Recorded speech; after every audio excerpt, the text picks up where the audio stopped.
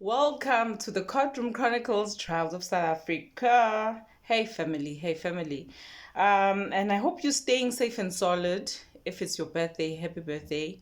I wish you healing. I wish you a forgiving heart. And I wish you peace and no fake people on your corner this year. We don't need them, ne? Yeah. So without wasting any time, let us get into today's case. Today's case is about the heartbreaking, twisted story of Gineilwe Shabala. I want us to look at the Gineilwe Shabala case.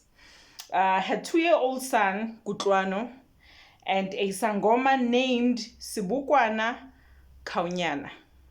This is what I want us to talk about today. This one's got human trafficking in it.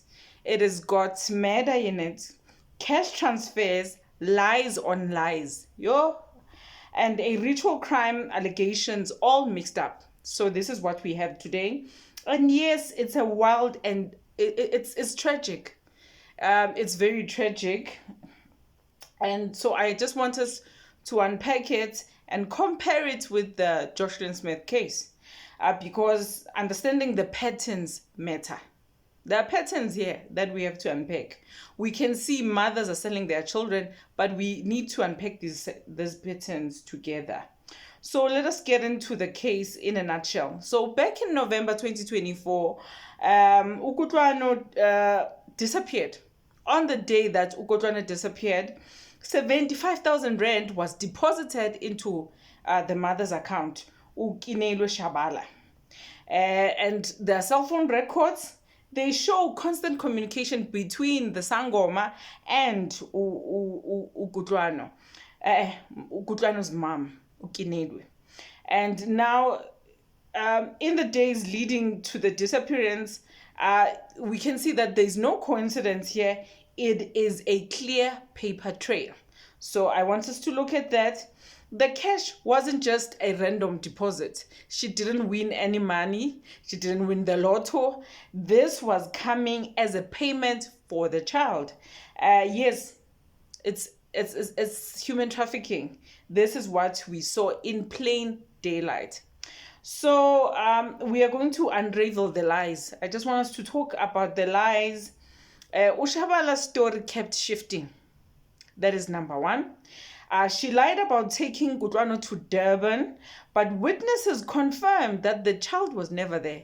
She was in Durban for 3 days. Hey, guys, do you remember what happened? Someone went to a hotel while a child was missing. Same thing here. She lied and said that and someone went to Spare. Kelly Smith went to Spare. People were looking for a child, and so this is what we are also seeing here, a pattern. Someone goes to Durban, but their child is missing, and they are lying that they went with the child and the child was not there. Okay, let us talk about the second lie that she said. She said she was pregnant with twins, but when she gave birth in prison, she only gave birth to one child. But she claimed this was her basis for wanting to be given bail. Ne? She said that she is pregnant with twins and she's not a flight risk and all of those things. So, but when she gave birth in prison, she gave birth to one child. She also lied to her family about Kutlwano's gender. Haibo! Imagine a mother lying and saying the child is a boy and the child was a girl. And even the headlines say that Kutlwano, a 2-year-old boy, this child was a girl. And she even attempted to ransom the child for 40,000, telling the father of the child that, asking a friend to call and say that these people who have taken the child want a ransom of 40,000 rand. Hey guys, aibo, mothers, what are we doing? What is happening? So now there's a trend of us selling our children, and the price here was 75,000. In the Joshua Smith case, the price was 20,000. And both of them, we hear of sangomas and all of those things. So she also claimed that she took Kutlwano to a doctor to be examined, but the doctor denied ever seeing the child, and also CCTV footage didn't support her claims. Do you remember who also said they went to work and they didn't go to work? Kelly Smith said she was at work. When they checked the CCTV footage, she was not there. So I'm trying to show you patterns, and we're trying to see what goes on into these these mothers who are selling into their minds of these mothers who are selling their child. So now Ukaunyana, the Sangoma, led the police to a shallow grave in Beggersdal, where Ukutlwana's lifeless body was found. A postmortem is still pending, but the state charges say premeditated murder. The public outrage has been intense too. You know, we are upset. I would tell you from someone who is a content creator, hey, these things, they will drain you. They need you to, put a little bit of prayer in it. Take time to recoup, because it is story after story every day. It's draining. It is draining. It's triggering. Olurato's story triggered me. I found myself taken aback back when I was 22 years old, also begging for my life so that it would be spared, and someone telling me, just don't look back or else I will unalive you. So these stories also, we do talk about them because we have to raise awareness. And we are social justice activists. So we need to talk about these things, but these things are draining. So I have to put it out there that we are trying our best, but the world is just turning into something else that we don't know. So let us get to the legal charges now and the court status.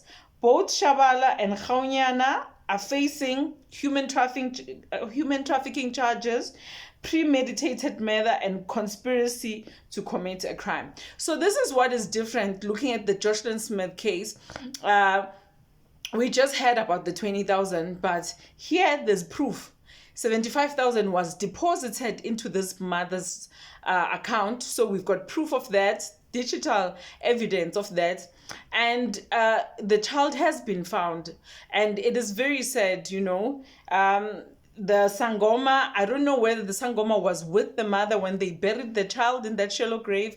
I don't know, but apparently the Sangoma just wanted to confess everything in court and saying, I'm guilty, I want to say, and they said, whoa, we will do this our way. But he did take them to where he had buried the child. So we have a body. We do not know where Jocelyn Smith is. And this side, baby Kutlwano's body was discovered. It is very, very sad. And Ushabala was denied bail earlier this year due to being a flight risk and a potential danger to her other children. So the same thing, Kelly Smith had children, and we are seeing the same thing about this Khaunyana. She also has other children, and she's a danger. Remember when I told you that when Judge Erasmus gave his judgment, he said these people have to be also registered, because now they're not supposed to work with children, even if they come out of jail after serving their life sentences. So now you are a danger to your other children, Pella, because if you can sell your one child, it means you can sell the other ones. Because the question when I saw the story, the first time I saw the story was, if she sold her child and she's pregnant with twins, because at the time we didn't know that it's only one child, she lied about that. She can sell the other kids now. It's a business. You get pregnant, you raise that child for a little while, and you sell the child. So now she was denied bail for that. And Khaunyana the Sangoma tried to plead guilty prematurely. The court rejected it. Their next court date is set for the 25th of June, 2025. So, looking at the comparison to Ukutlwana versus the Jocelyn Smith case, do you remember that in the Jocelyn Smith, it is another a child trafficking murder case, but now we can't prove the murder one because now they've only been charged with kidnapping and human trafficking. Here, there's murder. So some people are saying that it's poverty. But I know of a lot of people who are poor, but they don't sell their children. The reason, the children now are older, they've gone to school, their lives have changed. The circumstances haven't changed, but not everyone, because they're poor, goes around selling their children. And some people are saying that it's manipulating families. I don't know how true is that. And now we see that this mother has been trying to cover her lies and the digital tricks, but everything is there and it's evidence. So the similarities in both of this is that vulnerable children were involved. All these children depended on their mothers and their loved ones. And these are the people that have betrayed them. We've seen it. We also see here that there's use of digital trace, phone records and money transfers, piecing everything together. But we didn't find that on the Jocelyn Smith case. There were no phone records. There was no money transfer that we've seen. We just heard by word of mouth, actually from the people, from Section 204 witness. That's what we heard. She's the one who told us. So there had been attempts to deceive authorities with fabricated stories. In the Jocelyn Smith case, Kelly Smith spoke about Nigerians. She spoke about black people taking her child. We heard from Laurentia Lombard that the child was sold to a Sangoma. We also heard that Stefano van Rijn and that other one, Ubuta, they took the child to Umagalima. And on this one, we hear the mother is fabricating a story now and saying that she was walking in town with her child strapped on her back, and these men just came and grabbed the child. She fabricated this story. Hey, this woman can lie. I am telling you, this woman can lie. She lied. She lied about the gender. She lied about these men taking this child. She lied about going to Durban with the child and going to the doctor with the child. She lied about what else? Yeah, she lied about a lot of things. She lied. She also lied and fabricated a story saying that they need 40,000 ransom because the kidnappers want that. So there are a lot of lies here. So let us also look at now that Kutlwano's case has a chilling involvement of a Sangoma. That side we heard about the Sangoma, but no one was arrested in the Jocelyn Smith case. In this one, the Sangoma is arrested. They found him. He tried to explain himself, saying that, hey, I'm guilty. Let me tell you, the court said, whoa. There will be time for that, not now. And it introduces a spiritual exploitation angle now, that people will not trust Sangomas and say that these people are using rituals and children and all these other things. And there was also here a direct money transaction linked to the sale. So it's very clear. It is very clear. The evidence is as clear as daylight. So this case isn't just a tragic headline. It's a wake-up call again. Human trafficking has real faces. We are seeing them here. And sometimes it's closer to home than we want to admit. It happens in the home. We are scared of our children being outside, coming from school, something happening to them. But we are seeing here that a mother is involved. The very person who is the closest to the child. So if something happens to your child and you're the first suspect, now we won't be surprised because we are seeing these things are happening. And then there's this also the use of spiritual and ritualistic beliefs to manipulate and cover crimes.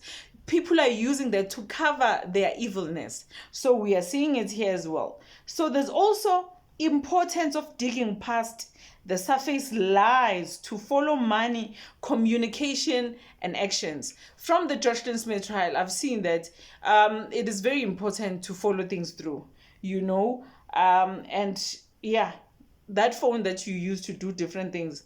If they ask for the phone and look for stuff, they will find stuff. Yeah. And yeah, how the justice system is handling this case. They are denying bails. So, we love that. They reject pleas, and they're continuing with their investigations. So this is why we love that one. We're saying kudos. We love that. So here's a call to action. We demand stronger protections from our children. And unfortunately, children need to be protected from us, their mothers, which is very, very sad.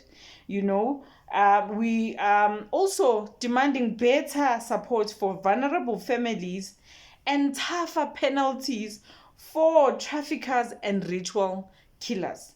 We are demanding that. So if you agree with this and you found this video informative, please share, like, hit that notification button. Let's talk about it in the comment section. And what do you think the social department can do, your social workers and all of that, to ensure that children are safe? They're being raised by the right people. What can we do as communities to make sure that children grow up in places and spaces where they're protected and loved? If you see something that's sinister, tell someone, do something, report. Do you know that you don't have to say your name when you're reporting these things? You can report anonymously. If you're seeing funny things happening in families, something that you don't understand, you know that you see this child each and every day in your street, but you haven't seen this child 2-3 days, or even within a few hours or whatsoever, please report it and let us put pressure. We can save lives. With that being said, stay woke, stay informed, and thank you for watching until the end. Until next time, God bless you.